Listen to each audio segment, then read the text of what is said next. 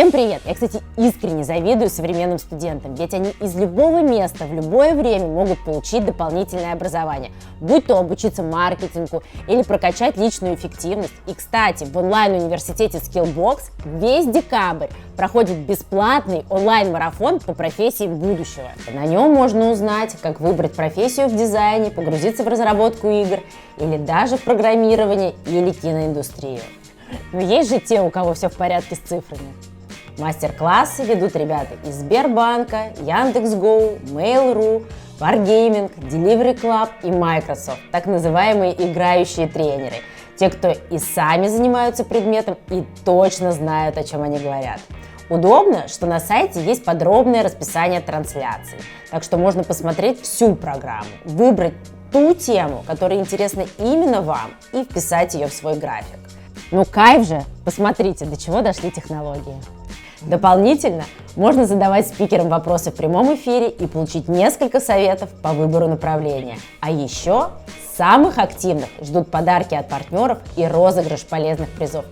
Еще раз, принять участие в онлайн-марафоне можно абсолютно бесплатно.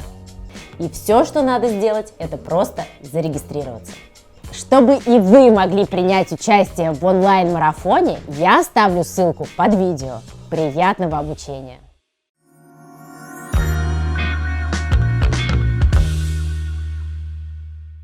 Что еще вам рассказать? Я бросил курить. Нет, вообще не надо. Зачем? Зачем вы хлопаете? Что? Это было так важно для вас? Вы такие, господи. Нет, ну, стояли смотри, где-то в на церкви самом такие, деле... господи, пусть все хорошо будет у моих родителей, и у моих близких, у моих друзей, обязательно у Путина, и пускай Руслан бросит курить.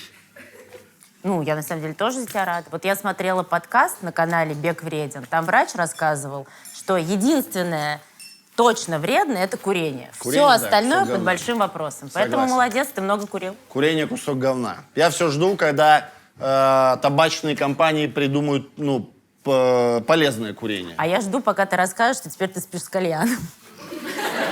Это, к сожалению, тоже правда, да. У меня теперь дома, знаете, такой огромный кальян. Я привез его из Саудовской Аравии.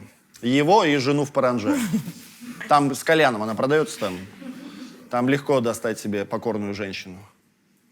Ну что ж. Не разделяете вы, да, такой юморок? А? Так, а похлопайте, мужики в зале, мне просто интересно. 4. Вы понимаете, что это первый случай, когда нам тупо могут дать пизды? Просто, нет? Наденут балаклавы с криком «Работает Росгвардия». Просто пощечины. Круто было, если бы Росгвардия, когда кого-то задерживают, пощечины била. Вот эти из мема. Мне просто веселит всюду вставлять Росгвардия. Вот и все. Да. Просто меня это веселит. Моя мечта, что мы с тобой вот так сидим, читаем письма, а в зале Росгвардия. Прикинь? Они такие. Да, я им такой, я курить бросил, они такие. Не, что бы я ни говорил, они все время за дубину хватаются. У меня сегодня у друга день рождения. Он из Росгвардии? Но так как он мой друг, и я его знаю, он был бы супер не рад, если бы я привлекла к нему внимание. Поэтому я не привлекаю к нему внимания, а просто с днем рождения.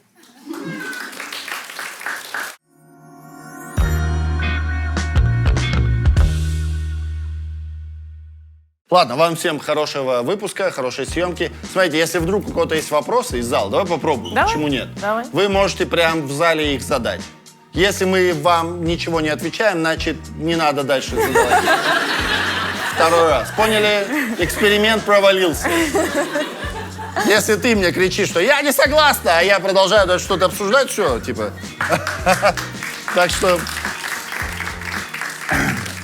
Здравствуйте, мне так захотелось вам написать, потому что ваш формат – это разрыв.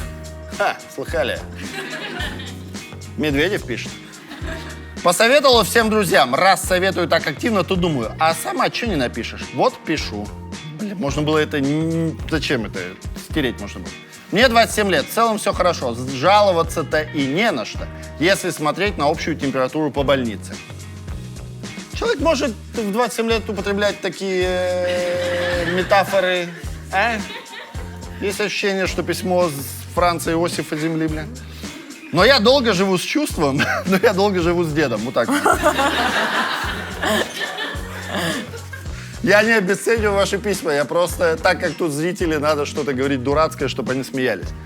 Но я долго живу с чувством, что у меня нет ответа на вопрос, который даже не сформулирован. У меня хорошая семья, чудесная, как я помню.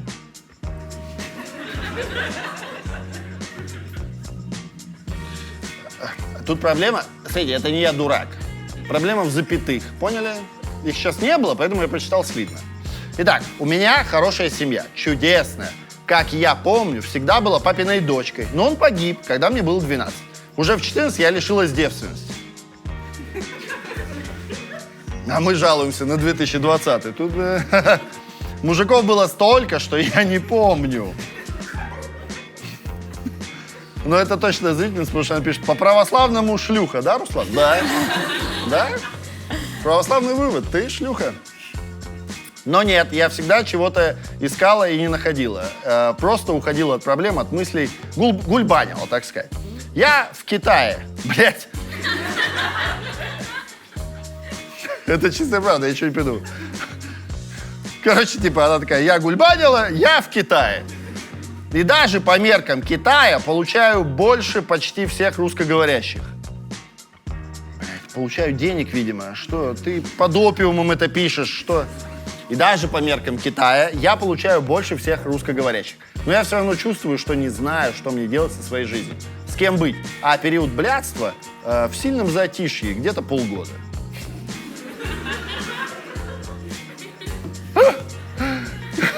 Как я начала кайфовать, где-то полгода, как я начала кайфовать от времени наедине с собой. Мне больше не страшно жить одной, и даже темноты я бояться перестала. По-моему, не самая большая проблема в твоей жизни была, что ты боялась темноты. Ребенок во мне начал отступать. Странно, что только сейчас. А ведь мне предлагали замуж, любовь и так далее.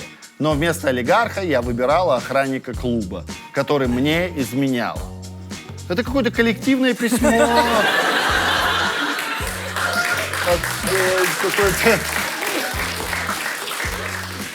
От целой китайской провинции.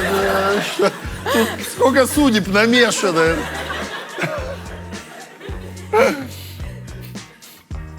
Я ничего не выдумаю, но вместо британского анестезиолога какого-то гуляку-наркомана в Германии. Говорят, у меня завышенные требования. К правде, видимо. Но, говорят, у меня завышенные требования, но это, походу, вообще не так. Как говорилось в вашей передаче, мне реально страшно, что я больше не полюблю. Я слишком хорошо их всех вижу последнее время. Людей в целом, да и слава богу, сколько можно-то уже по полю своих грабель гулять. Даже внезапно стала HR на работе на полставки.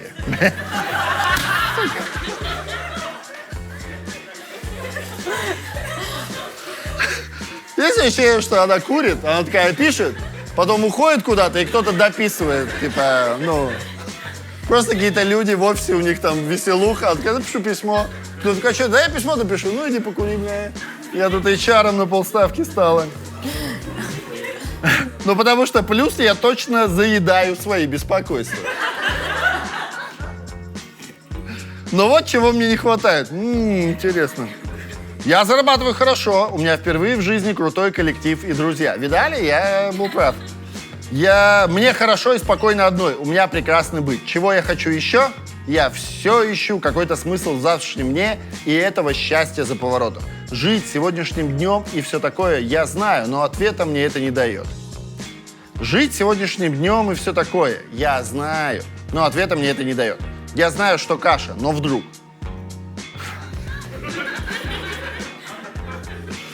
Спасибо вам за то, что хотя бы прочли и не делаете очень важное, и вы делаете очень важное дело.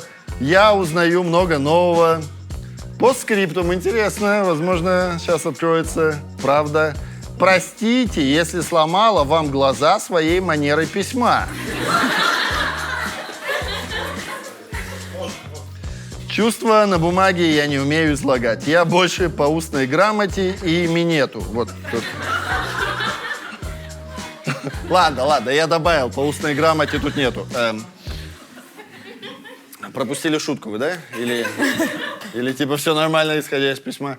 Оля, я не знаю, видимо, твой ответ тоже будет очень долгий, потому что что произошло? Она ёбу дала? Мы точно можем помочь этому человеку? Я впервые сталкиваюсь, как он написал, с такой манерой письма. Слушай, очевидно, что человек себя ищет. Ну, смотри, мы... Он ищет себя и Случайные связи? предложения, да, типа. Эх, опять не получилось. Ну-ну. Вот то, что я вижу в этом письме, да, я не знаю, что там случилось с папой, да, я не знаю, где мама, но, очевидно, там, в общем, произошло какое-то травмирующее событие, в ходе чего она пытается понять вообще, в чем жизнь. Давайте так, я прочитал письмо с юмористическим наклоном, потому что иначе было невозможно. Я в целом думал о мертвых детях, пока я его читал. Вы видите, все не получилось. Поэтому девчонка в 12 лет потеряла отца, видимо, какая-то трагедия. В 14 лет потеряла девственность, видимо, тоже какая-то трагедия, я не знаю. Может, ее машина избила?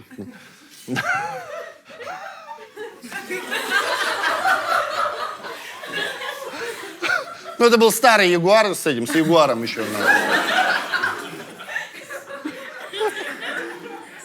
Она была на высоких каблуках и думала, что он успеет затормозить, поэтому... Опять не получилось серьезно сказать. В 12 лет потерял отца, в 14 девственность. Как пишет, я так понял, типа очень... Череда беспорядочных связей, очень любит секс. Потом уехала в Китай. Потом появился какой-то германский конкистадор, блядь, вместо британского... Слушай, дальше она рассказывает, что она одних мужчин меняет на другие, выбирает мужчин не исходя там из каких-то представлений о том, с кем выстраивать будущее, а как на душу ляжет. Она устроилась на работу, у нее все хорошо, хороший коллектив, но все равно она о чем-то переживает. Да, но при этом она так и не поймет, про что она живет. На самом деле, когда мы видим, что человек пускается в череду беспорядочных связей, мы всегда думаем о страхе смерти и страхе чего-то не успеть. Так это работает человеческая психика. То есть, если ты себя ловишь на том, что ты не можешь остановить... И тут вопрос не в том, что ей нужно сразу несколько, что она боится, что ее кто-то бросит, как вот часто бывает, да, вот эти вот подстраховка, там, девушки и мужчины. А здесь вот прямо налицо вот этот вот страх смерти и страх чего-то не успеть. Это бывает, когда действительно в юношеском возрасте что-то случается, да, и как, допустим, отец, который был любимый, он там трагически умер. То есть в любой момент жизнь может остановиться. И это вот остается таким вот отпечатком, грубо говоря, в психике, и тогда человек пытается вот как бы взять от жизни все.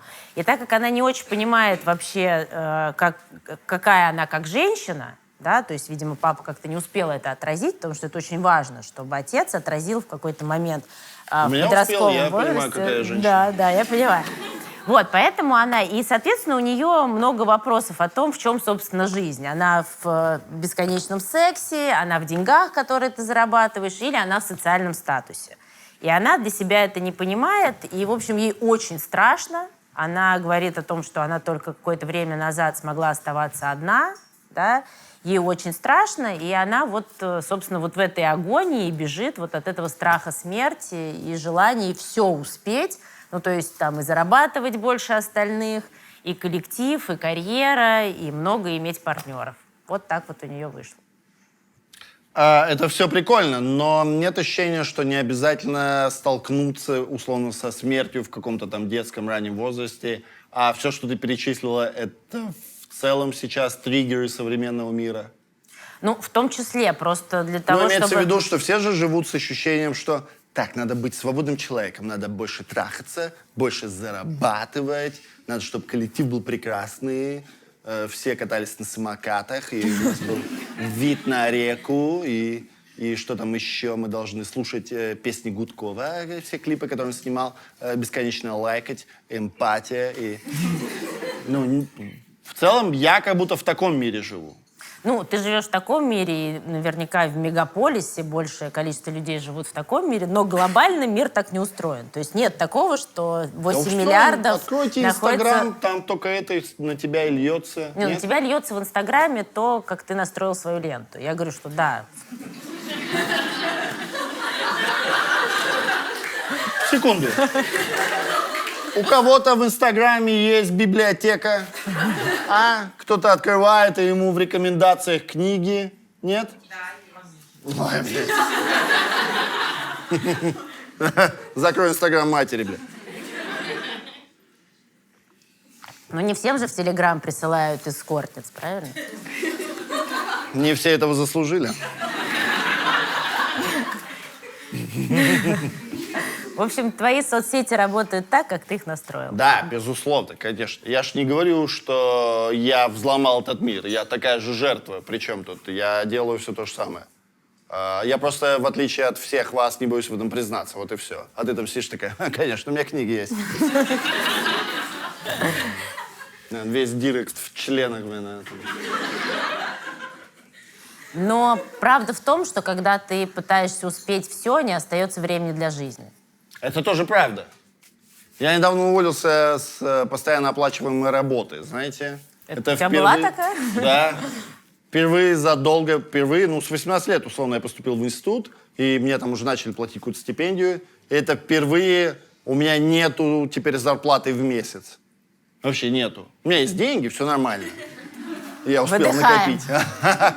Да, я основное состояние сбил в военном училище. Потом грамотно его инвестировал. И... В Zoom. Бля, вот так же должен выглядеть современная Россия, правильно? Ты в военном училище потом инвестировал деньги, потому что тебя этому научили. Да? Потому что вместо, например, философии у вас были, основы инвестиций. Потому что вам говорили, вы российский офицер. В целом ничего хорошего не будет. В финансовом плане. Сбейте $1000, как-то инвестируйте, может быть, лет через 20. Акции Apple вырастут 100 раз, и вот уже у вас хоть какие-то деньги на какую-то машину. Короче, она в целом рассказала свою историю, но как будто бы это типа банальная история. Понимаешь? Многие с этим сталкиваются. Многие сталкиваются со страхом не успеть. И это сопряжено со страхом смерти, безусловно. Поэтому иногда, торопясь успеть и сделать все, мы забываем жить. Это относительно того, что это действительно распространено. А относительно... Это правда? Именно поэтому я и уволился, отвечая на ваш вопрос. Типа, дебил, ты что сделал? Именно поэтому я уволился, потому что я подумал, все, я все время работаю, у меня есть деньги, а куда их тратить, поняли, некуда. Некуда, да? Все уже эскортниц каких-то шлют. Я в целом за малым, чтобы не просрать все деньги на каких-то пожеванных баб. Понимаете? Это ужас. Я хочу потратить все деньги на пожеванных мужиков, так что... Папа правильно воспитал меня как женщину. Отразил. Отец правильно отразил меня как женщину. Да. И слушай, с этим... смотри, в этом письме девочка упоминает, то есть из всего своего окружения, опять мы не знаем ничего про маму, про папу, который остался таким идеалом мужчины, да, который там покинул ее, так скажем, в раннем возрасте. И по моим ощущениям, эта потеря не отгоревана. То есть она бежит не только от страха смерти, но и от этой потери. Потому что вообще нормально злиться на того человека, который тебя оставил. Да? И даже если этот человек, трагически... тем более, когда в детстве это произошло, да? Да, а тут получается, что есть идеальный образ и совершенно никаких смешанных чувств по этому поводу. Это мне говорит о том, что эта потеря не отгоревана. Потому что можно сколько угодно быть привязанным эмоционально к этому образу, но правда в том, что мертвые не удовлетворяют потребностей живых. Поэтому для того, чтобы ей двигаться дальше, ей нужно отгоревать отца. А как отгоревать? Ты все время так говоришь, это прикольная мысль, но я до конца ее не понимаю. Ей надо, вернуться из Китая и поставить палатку на кладбище. Что надо сделать? Смотри, если мы... Смотри, я просто почему спрашиваю? Это я сейчас юмористически сформулировал, но у меня тоже 4 года назад умер отец. И я не понимаю, я его отгоревал или нет? Ну, смотри, вопрос того, как... То есть у горевания есть несколько стадий, да? Сначала это там стадия отрицания, потом стадия злости, потом это стадия депрессии, потом это сделка и принятие. Так. Вот, ну, соответственно, наверняка все стадии, ну, и про депрессию ты рассказывал, ты проходил. Нет, депрессия да? была, просто все остальные, я не помню, что стадия сделки какая. Я не... Ну, что мир устроен так, все уходят, нужно уже отпустить эту тему, уже то, что было, оно было, да, дальше мы двигаемся.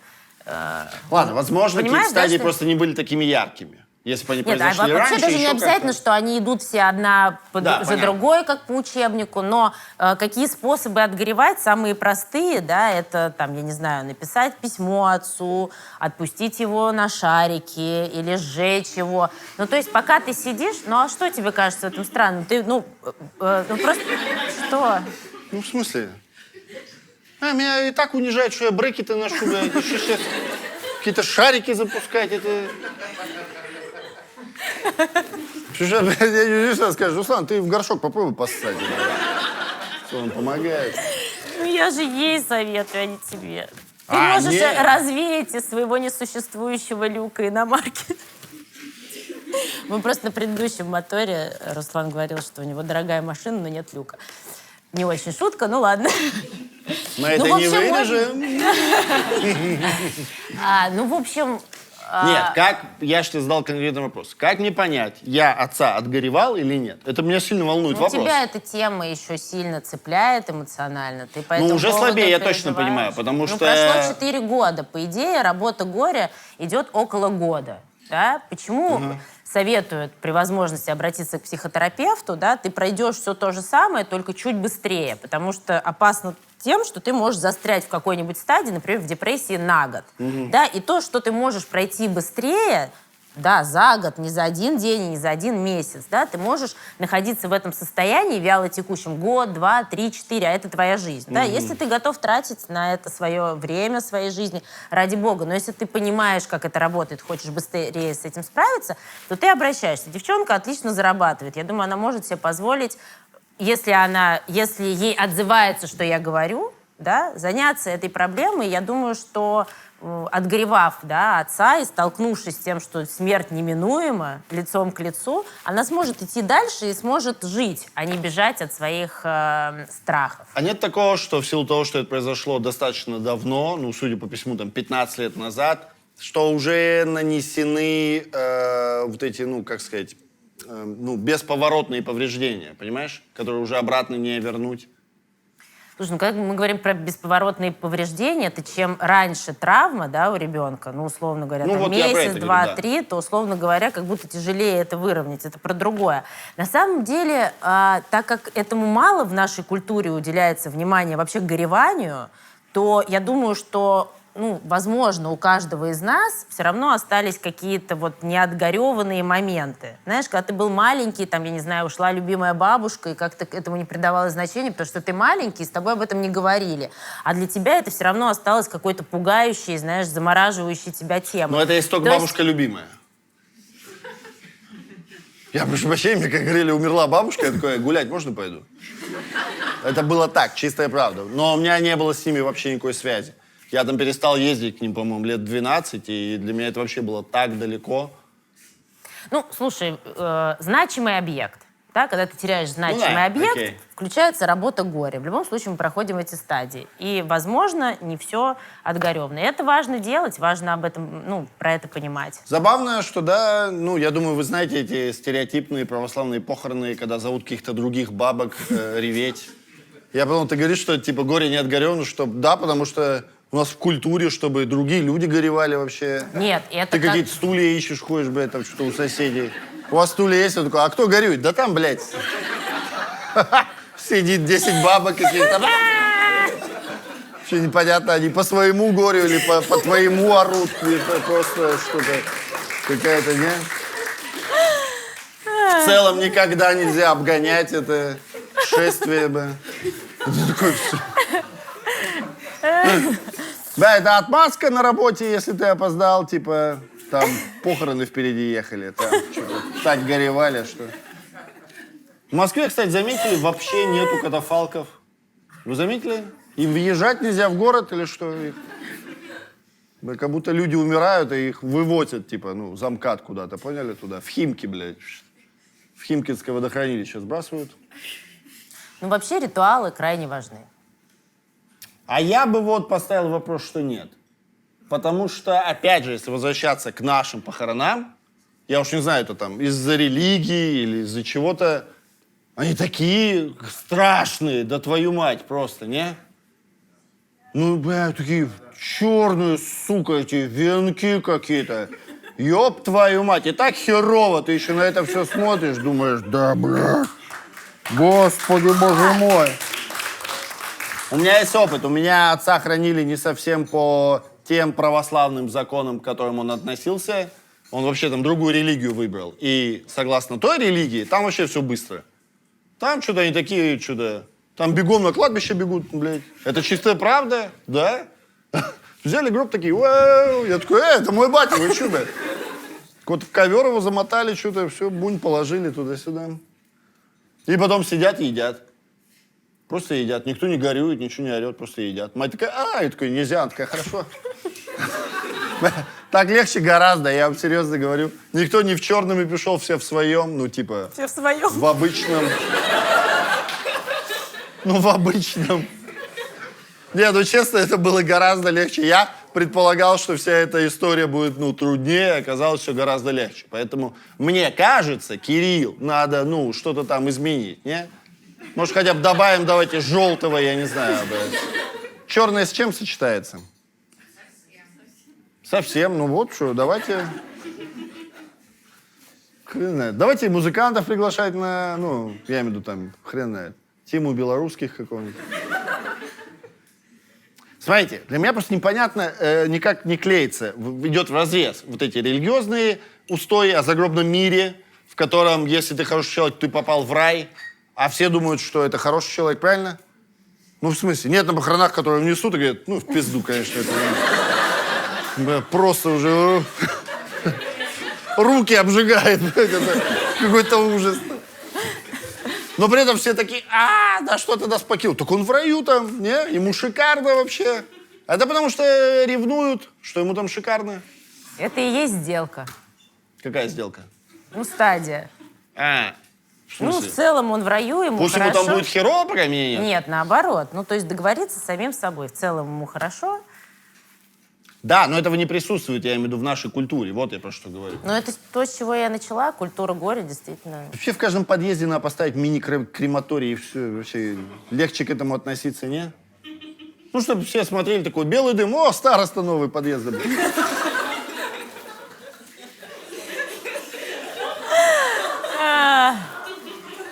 Так, я делаю официально, вот, мое завещание будет на Ютубе. Меня надо кремировать, понятно? Все, развеять над океаном.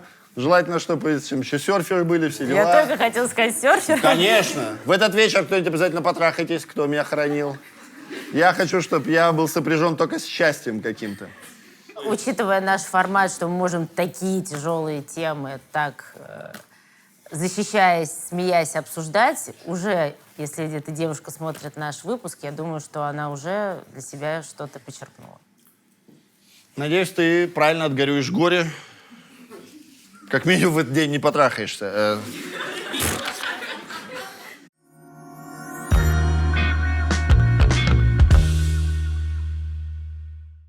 Здравствуйте, Ольга и Руслан. Мне 27 лет. А вам всем 27 лет? Что случилось в тот год?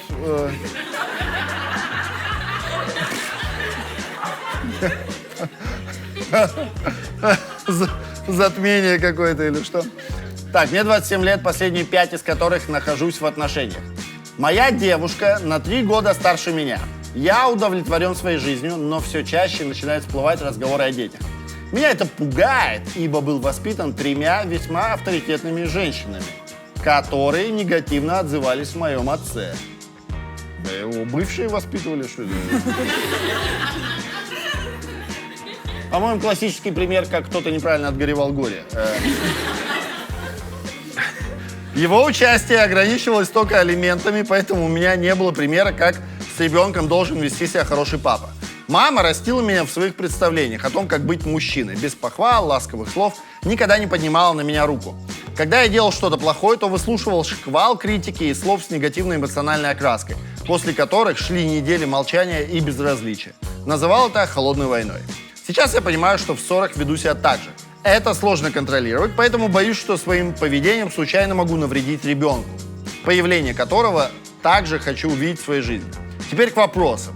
Может, лучше, чтобы родитель мог раз ударить по шее свое чадо, но потом обстановка в семье была доброжелательная?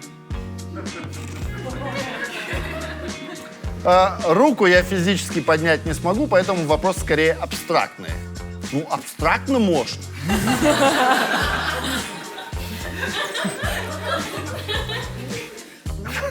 Как абсорбировать злость и уменьшить время отхождения от негативной ситуации? Спасибо за вашу программу, желаю успехов. Спасибо большое. Так, как абсорбировать злость и уменьшить время отхождения от негативной ситуации? Неплохой вопрос, кстати. Ну, смотри, тут две части в письме, да. В первой части молодой человек, ему 27 лет, классно, что он пытается разобраться в себе, мне кажется, это очень круто. Он сомневается, что он может стать хорошим отцом, потому что он не знает, как он будет воспитывать своего ребенка. И я думаю, что корни, конечно, идут к его детству, потому что когда тебя 3 авторитарные женщины воспитывают... Быстро скажу эту мысль. Ты говоришь, что вот парень сомневается, что может стать хорошим отцом. А вам не кажется в целом очень высокомерно думать сразу, что ты станешь хорошим родителем? Мне кажется, все должны сомневаться, что могут стать хорошими родителями. Ну, смотри, я сейчас договорю, и мы продолжим. Особенно те, которые такие. 18 лет, только что закончил школу с тройками. Я думаю, пора вставить куда-то члены и не вынимать. Мы справимся. Кстати, если сказать корректнее, что он как будто сомневается, что он может стать любящим отцом. Ну, или правильным отцом в понимании какой-то правильности отца, если такая его, есть. да, субъективный. Я говорю, что корнями это идет в его детство, потому что когда тебя 3 авторитарные женщины воспитывают мужиком... А вы тоже не выявили 3-ю? Ну, мать, бабушка, окей, а... Сестра матери. Чья сестра? Ну, такие, сестра, да. Ну, ладно, окей, давайте, мать, бабушка и консьержка. Да, иногда они так себя ведут, как будто воспитывают. Точно. В общем, когда тебя с детства воспитывают мужиком, очень трудно обнаружить в себе ребенка.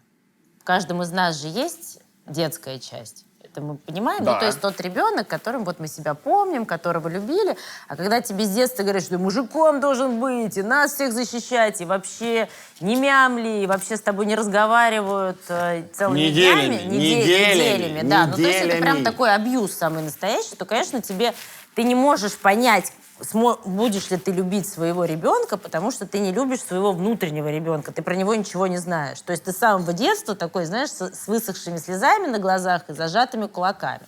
Поэтому, в этой части можно парню сказать, да, что, нужно как-то обратиться к себе и подумать о том, как он о себе бы мог заботиться. Потому что, скорее всего, он и о себе не умеет заботиться, не умеет себя любить, потому что этому его не научили. Как только он задумается о том, как он может заботиться о себе, а как можно заботиться о себе? Так же, как мы заботимся о самых близких и любимых. Вот то, что бы мы сделали для наших любимых и близких, делаем это для себя.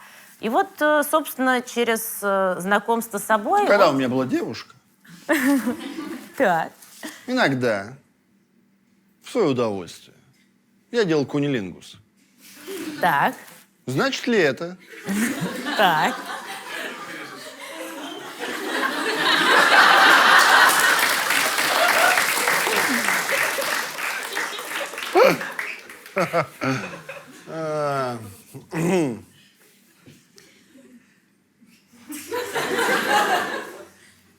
Начнешь заботиться и любить себя, и у тебя не будет сомнений о том, как любить другого человека. Я всегда понимаешь... буду, знаешь, в оппозиции, потому что... В оппозиции именно в этих утверждениях, потому что так легко сказать, начни любить себя. Как это сделать, твою мать? Я же только что объяснила. Пробовать то, как ты относишься к людям, которых ты любишь, относиться к себе. А главное, Ну, в вообще смысле, тебе подумать 40 о том, лет, что я не знаю, как покупать заботиться мороженое о себе. такое.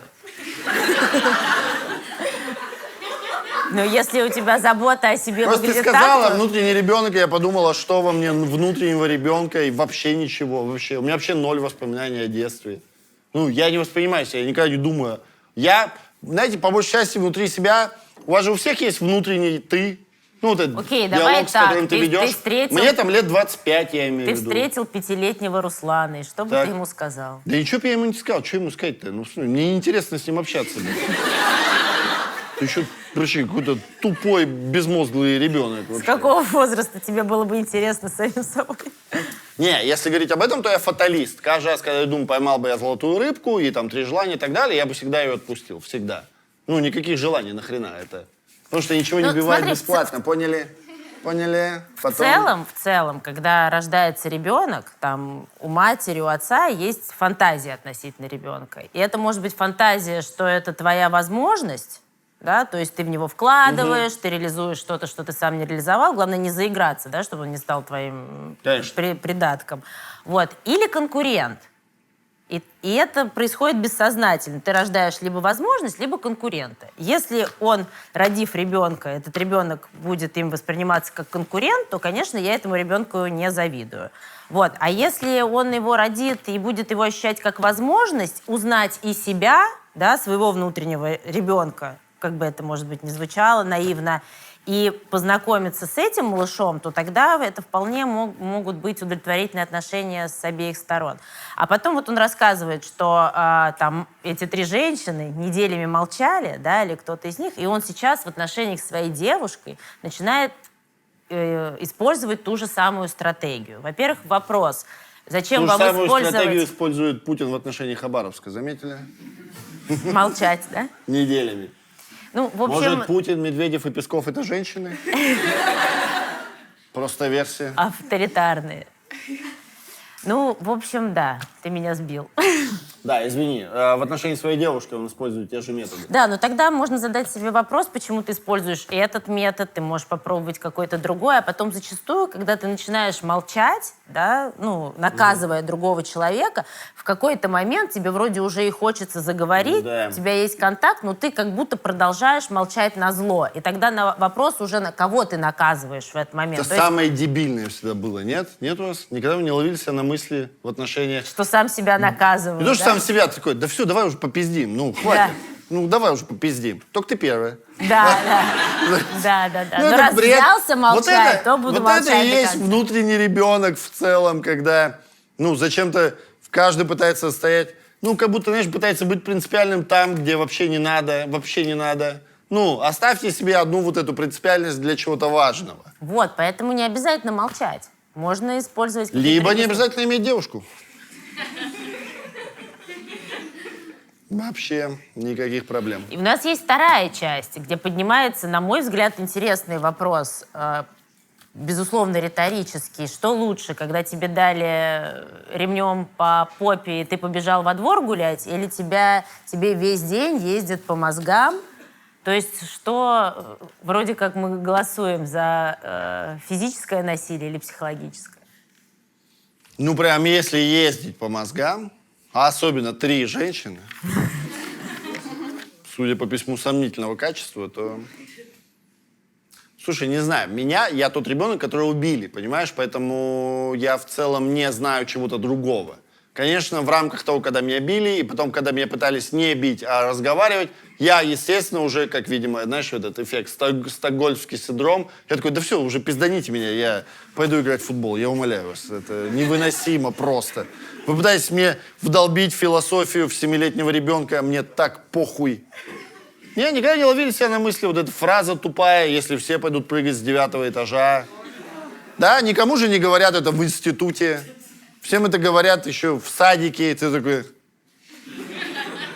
Никто не собирается прыгать. Я только что из садика, вообще никаких таких настроений нет вообще. Вообще. Мы в целом просто показываем друг другу писюны и все. В шоке, что у всех по-разному пока. Зачем прыгать? Еще такой мир впереди интересный, так что... Так что мне тяжело об этом говорить. Тебя били? Нет. Вот, ты расскажи. Не, ну смотри, есть идея, что в моменте вроде как физическое насилие переживается легче, чем психологическое, потому что оно имеет начало и конец. То есть тебя ремнем ударили по попе, тебе больно, но потом у тебя прошло, и ты уже играешь и через час об этом забыл. Психологическое насилие, оно перманентно. То есть если оно присутствует в семье, то им пронизано все. И ты находишься под давлением всегда. Но, безусловно, мы не можем говорить о том, что лучше или хуже, потому что и то, и другое является насилием. Просто у тебя разные последствия. Обычно тех, кого били, применяли физическое насилие, они потом... Точнее, не они, а... Тело, которое били, потом с возрастом начинает брать на себя психологические проблемы. Это называется психосоматика. То есть люди, которые, грубо говоря, разрешение конфликта происходило через нанесение травмы, организм подстраивается под то, что если ты нервничаешь, то ты внешне это как будто не очень показываешь, но у тебя очень начинает болеть желудок. Ну, то есть психосоматика — это когда, я знаю, когда твои психологические проблемы выражаются через твое тело. Вот вероятность того, что это не у всех. То есть есть люди, которые реагируют через тело, а есть, которые нет. Вот тех, которых били в детстве, большая вероятность, что тело подстроится под реакцию телесную. Да? Мне плохо, у меня болит голова. Да? Иногда ты даже сам можешь не оцифровывать эти эмоции, а чувствовать только боль. Слушай, просто сейчас так сказала, что и физическое насилие плохо, и психологическое насилие плохо. А как детей-то воспитывать? У меня их нет, мне похуй, но я для общества интересуюсь. Может быть, ненасильственными методами? Ну как ненасильственными методами? Я себя помню, я не знаю, может, все такие были одуванчики и бабочки в детстве. Я в 6 классе полгода в школу не ходил.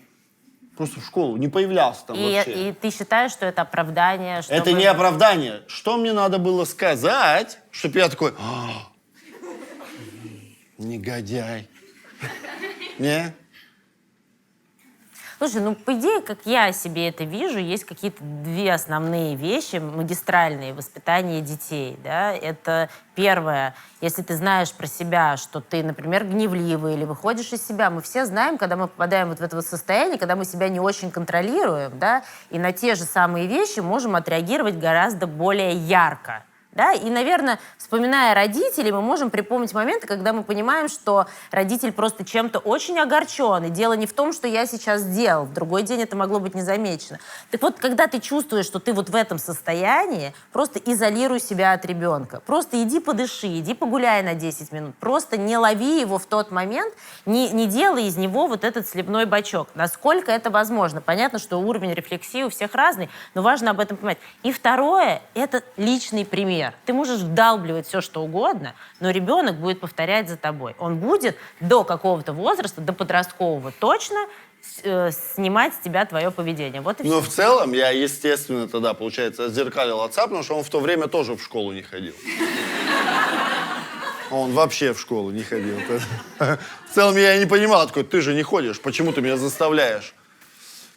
Да, это, кстати, попадает в мою теорию, что для счастья нужно 2 квартиры, знаете? Да, серьезно, вы живете и еще какая-то съемная. Не съемная, маленькая, я имею в виду. Студия 33 квадрата, чтобы ты такой, эх, блядь, где вторые ключи? И куда-то пошел. Не, это серьезно, я так на полном серьезе думал, что это прикольно. Там с женщиной ссоришься, с партнером, да, окей. С партнером ссоришься и такой, увидимся через неделю. Знаешь, еще проблема... Блин, прикольно, чтобы дома были, поняли? Окна в окна.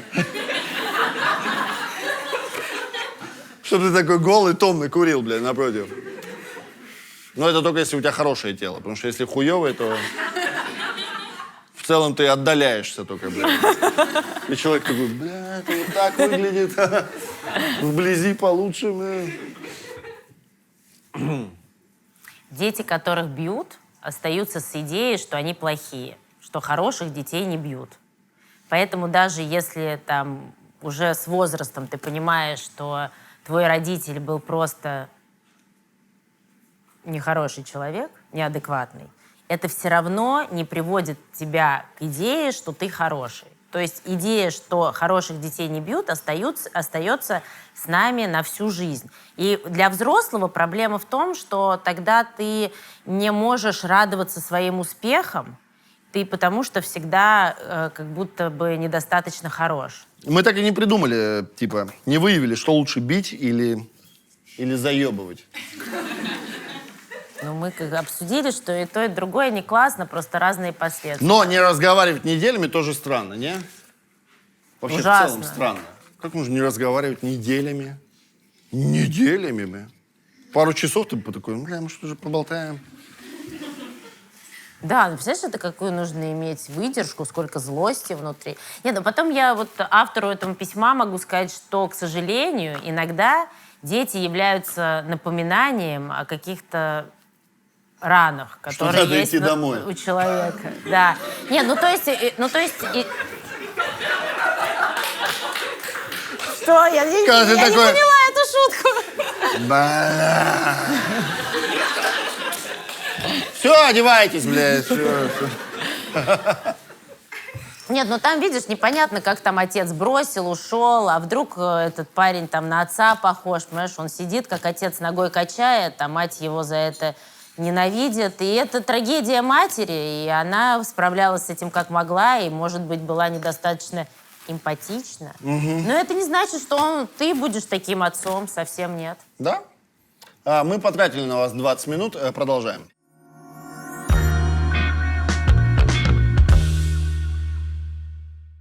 Мне 30 лет, мы с мужем в браке 4 года. До этого встречались еще 3. У нас сын 3 года. Бля, какой-то математик пишет. Потому что и мелкие двойняшки по полгода. Квартира в ипотеке, машина в кредитке, как полагается. Теперь, внимание, вопрос.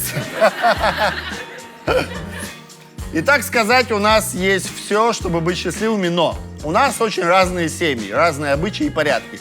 Я видела все это и как наивная дура считала, что вот со мной-то он будет другим. Но спустя годы домашней рутины мы поняли, что в быту не уживаемся. Он за советский патриархат, типа мыть полы – это бабское и так далее. Почему советский? Это нормальный, обычный патриархат, не? Как советский патриархат, а я за партнерство в семье. Так как я работала всегда, у меня хорошая работа, и декретные выплаты у меня по максимуму. 1017, блядь. Я тоже приношу деньги в семью. Это сейчас претензия не к вам, а к государству, если вы не поняли. Но на мне еще должна быть готовка, уборка и все прочее. Я не согласна, и я это делаю. Но без энтузиазма. При этом всегда поступают претензии от мужа, что суп недосолен, окна грязные и так далее. Да и вообще, он такой человек, что всегда найдет к чему придраться. Если не так, как он хочет, то значит неправильно. Но с появлением двойняшек все полетело в многоточие. Если кто не понял, в пизду. Понимая, как мне казалось, нагрузку, он вызвал свою маму в помощь. И та вместо помощи стала грубо навязывать свои советы по любому поводу. Драить квартиру и готовить еду, так как я не успеваю накормить ее золотого мальчика. Все в итоге в ссоре, я, муж, свекровь. Муж разочарован, что я не стала, как его мама, вести хозяйство. Свекровь, что я не использую ее советы. Я деликатно пыталась все всем объяснить, но без результатов. С учетом, что на мне беспокойная двойня мне действительно сносит баню. Муж вспыльчивый, меня поддержать в сложную минуту не может. Я со своими гормонами реву. Пытаюсь взять себя в руки и занимаюсь детьми и собой. Обид накопилось много, разъехаться возможности сейчас нет. Жить как соседи не хочется, хочу жить и радоваться сложностям вместе. Странный запрос. Опять такой православный, да? Хочу радоваться сложностям вместе. Радоваться, но сложностям. Хочу радоваться сложностям вместе. Мужа люблю, но уничтожать и гнобить себя не дам. Я умею признавать ошибки, но что наш брак был ошибкой, вериться не хочется. Слишком у нас клевые дети. Очень хочу ваших комментариев. Ой, ну скиньте ваших детей, блядь, мы субъективно оценим, клевые они или нет. Прикиньте, они скидывают, и мы такие...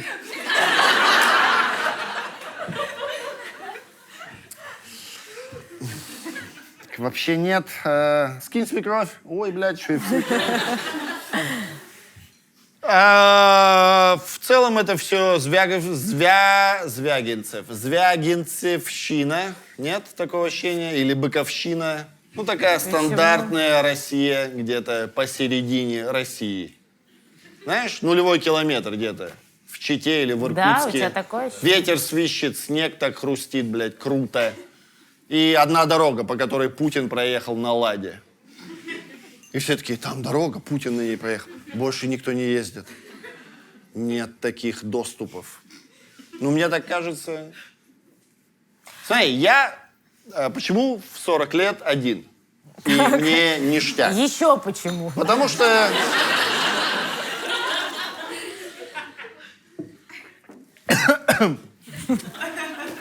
Потому что всегда, когда был какой-то напряг, я такой, нахуй. Вот и все. И сейчас я сижу и читаю ваши письма. Не пишу свое. Понимаете, что я бы мог стать, ну, вполне себе нормальным стендап-комиком. Ну, это ебаная свекровь, конечно. Говорит, ну, тебе ни за что не переплюнуть Степаненко. Честно говоря, посмотрев пару выступлений, я пришел к тому же выводу. Я не издеваюсь над вами, я лишь пытаюсь сказать, что мне кажется иногда. Мы, конечно же, сейчас обсудим ваше письмо минут 15. Вы будете говорить, вот героиня третьего письма. Но, возможно, всегда все гораздо проще. Ну, ответ один. Просто уходите и все, уходите. А ты же куда я уйду? Да куда-нибудь. Ну, куда-нибудь идите. Куда-нибудь. В обратную сторону от свекрови. А что такого ужасного там что-то? Ну, как она описывает, все ужасно, не? Он мудак, свекровь мудак. Вообще, что это такое? Просто, блин, два мудака кругом, блин. Окей, давай. Вообще, заметили, у него двойня, два мудака, это непонятно. В целом, можно сказать, вот вам каждому по мудаку. Смотри, я думаю, что противостояние Почему между... только муж может свалить в неизвестном направлении, а? Бросив детей. Почему бы уже бабенке это не сделать, не? Что потом такие, мама, блядь, почему ты нас бросила? Такой, вон, все вопросы, блядь.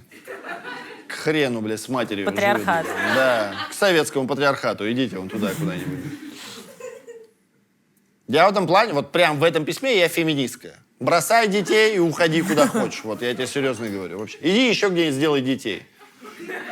Тебе-то это легко, правильно? Слушай, ну, мне кажется, это довольно часто распространенное противостояние идей, да? Он за патриархат, она за партнерские отношения. Что я по этому поводу думаю? Я думаю, что так как она уже родила от него детей, да, то как будто к этой ситуации подстраиваться ей, ну, как бы объективно. А думать то, что ты можешь там из мышки сделать ежика, это глупо. Если он за патриархат, да, настолько, что он привозит свою мать, чтобы показать, как это должно быть устроено, да, условно говоря, то его точно... Это же всегда плохой пример, не? В целом, ну, короче, смысл даже в том... с точки зрения обновления поколений. Ты такой, вон там моя мать, должно быть как у нее. Это всегда плохо, не? Нет же такого, вон там робот, блядь, должно быть как у него. Это хотя бы что-то в будущем, не? Ты такой привез прошлое. В общем, давай так, что такое патриархат? Если он за патриархат, да, и он всячески это декларирует, а женщина, в общем, с 3 детьми и 2 грудными, наверное, должна будет как-то под это подстроиться.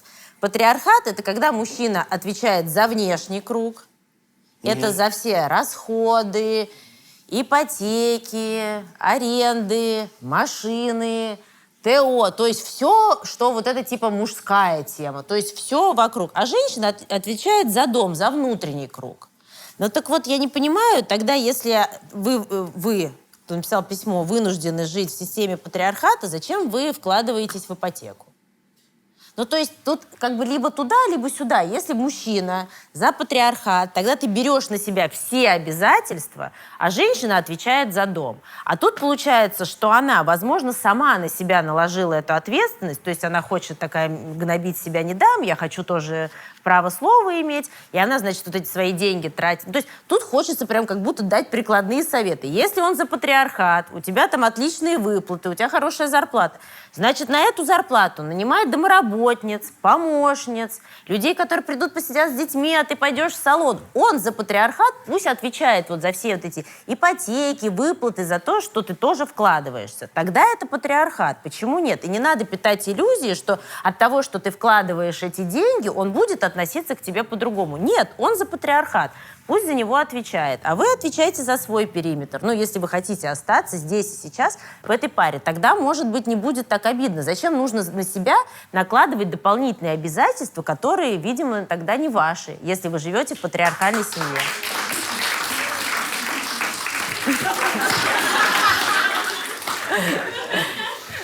Это первый раз за всю историю шоу подобная реакция. Нет, это все круто, эмоционально и потрясающе. В целом, ну, ты сказал то же самое, просто не сказала уходи из семьи. Ну, типа.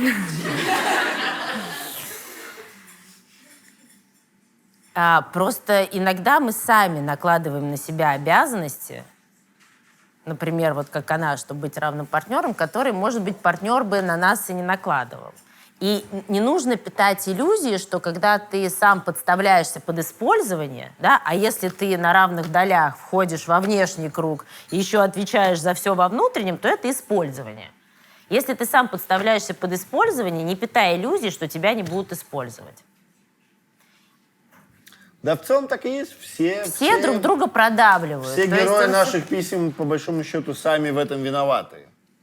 Ну, слушай, отношения, дорога с двусторонним движением, каждый делает нормально. Свой вклад. Возможно, и они их виноваты, пишут для просто... того, чтобы это услышать. Всегда человеку тяжело признаться, что я виноват в этой ситуации. Но, слушая тебя, так или иначе, всегда возникает вывод, что, ну, та пресловутая, да, фраза расплывчатая, что поймите себя, так и есть. Ну, типа... Ну, понимаешь, у меня возможно, тогда вы вопрос, виноваты. а зачем вы согласились, что приехала свекровь?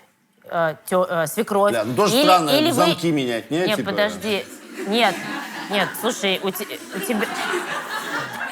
Слушай, ну и тогда, если она не соглашалась, то у нее тогда вообще нет никаких прав в этой семье. То есть она не может решить, что она единственная хозяйка в этом доме. Приезжает мать мужа, которая не только не помогает, а только накаляет атмосферу. Слушай, а в треугольнике всегда много недовольства. Не странно, что она хочет уже оттуда уехать и с этим покончить. В треугольнике всегда есть недовольство. Тогда вопрос к вам, если вы согласились, то зачем? Зачем вам этот треугольник? Зачем вашему мужу, чтобы две женщины сражались за счет него? Вот эти, ну, как бы вопросы Нет важно ощущения, понимать. что, может быть, ей чисто тупо на удачу раз в неделю вызывать полицию? Ну, прикиньте, приезжает наряд, такие, что у вас случилось? Говорит, там свекровь. Вдруг найдется кто-то такой, мы все поняли, женщина, пойдемте. Она такая, я мать! Пойдемте, блин. Адрес прописки дайте. Ебать, другой город, вы что, блин? Это была метафора, я не против плохого отношения с матерью, но я очень рад, что моя мать живет с братом. Очень рад. Лучшее, что мог сделать мой отец в своей жизни, это сделать мне брата, который младше меня. И я очень рад. Безусловно, если вдруг мой брат умрет, ну, я пару дней точно поищу еще какого-то брата. Мало ли, вдруг от отца была вторая семья, не так уж он был и хорош.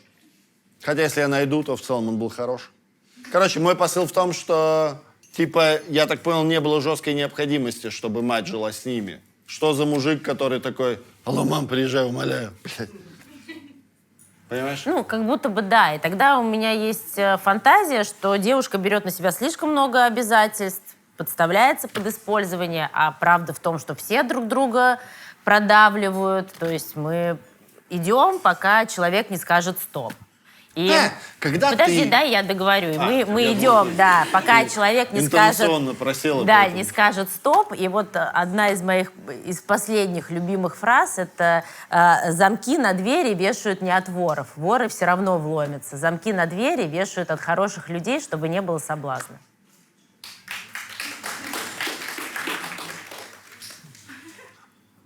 Сейчас специально возьмем минутную паузу. Ну, все перед Ютубом такие. Ну, это Давай. про границы, да? Нет, Мы смотри. понимаем, что это метафора к нашим границам, да? Защищать свои границы перед маньяком в парке бесполезно. Он на тебя нападет с оружием, там, ну, неважно, да, ты не сможешь справиться. А границы нужно ставить с близкими, хорошими людьми, потому что мы, люди, так устроены, что мы все время границы друг друга проверяем. Поэтому важно себя оберегать, защищать и не Ну, я согласен с тобой, подставляться потому под что, да, как использование. правило, обижают же, ну, сильнее всего обижают близких. Как то, ну, я имею в виду, зачастую Ну же и бывает согласись, такое, ты что... всегда чувствуешь, с кем можно дальше, а кто тебе уже говорит «хватит» и «стоп». И мы это улавливаем на животном уровне. Поэтому если, ну, то есть нужно взять на себя ответственность за то, что твои границы нарушаются. Значит, отстаивай их. Я просто вернусь к матери. Это важный вопрос. Я невероятно горжусь своим братом, что... Вернее, как он живет со своей семьей и с нашей матерью вместе. Безусловно, благо там хорошо, что это не одна квартира, а две сопряженные и так далее. Но в целом это очень большой дзен, потому что я думаю, мужик, который в свою семью, где есть, по идее, любимая жена, привозит свою мать. Ты какой выбор, блядь, собрался делать, если будет конфликт? Да, да. Понимаешь? Имеется в виду, еще раз говорю, это было не вынуждено, не было такого. А в треугольнике еще всегда мать будет жила в конфликт. Майами, и ураган Катрина снес ее дом, блядь. Ну, а она уже не маленькая девочка, поэтому и собаки у нее нет, и в целом, блядь, мозги у нее присутствуют, поэтому теперь она живет с нами. Нет, он прям привез ее для чего-то. Для чего? То есть это будет явно конфликтная ситуация, и в какой-то момент тебе придется выбирать либо между своей женой и матерью твоих детей, либо между твоей матерью. Ты кого будешь выбирать? Или объединяться со своей матерью, чтобы показать своей жене, что она не в том мире живет. Что в целом немного ебобо, нет? Ну, с матерью стоять под ручкой, такой, мой полы. Понимаете? Я всегда это так вижу, всегда для меня это... Короче, смотрите, я не за то, чтобы супруги уходили из семьи, я за то, чтобы жены начали уходить из семьи. Давайте так. Давайте года 2 поживем, посмотрим, что будет. Ну, просто как эксперимент, не? Да? Че? Вот систему Платон ввели сначала, такие, эксперимент, хуяк прижилась, вот. Я про это же говорю. Пускай теперь жены уходят, пускай мужики будут с детьми, там, со всеми Ну, делами. в общем, в патриархате нет ничего плохого, если это всех устраивает. Вот у нас в шоу, например, «Патриархат». Ты отвечаешь за внешний круг. Так. Совершенно, да, меня никак в этом не задействуешь, какие бы сложности ни возникали. Вот, а я отвечаю за внутренний круг, я отбираю письма и готовлю их разбор. Вы сильно охренеете, если следующий выпуск начнется с того, что я скажу «Встречайте, моя мать».